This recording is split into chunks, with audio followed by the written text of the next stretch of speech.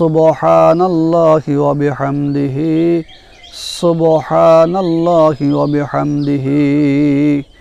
সম্মানিত হাজিরিন, বুখারী শরীফের হাদিসে আছে বিশ্বনবী মুহাম্মদ রাসূলুল্লাহ সাল্লাল্লাহু আলাইহি ওয়াসাল্লাম বলেছেন, যেই ব্যক্তি সুবহানাল্লাহি ওয়া বিহামদিহি সুবহানাল্লাহি ওয়া বিহামদিহি এই তাসবিহগুলি প্রত্যেক দিন 100 বার করে পাঠ করবে, আল্লাহ রাব্বুল আলামিন তার আমল নামায় 1,24,000 নেকি লেখা হবে।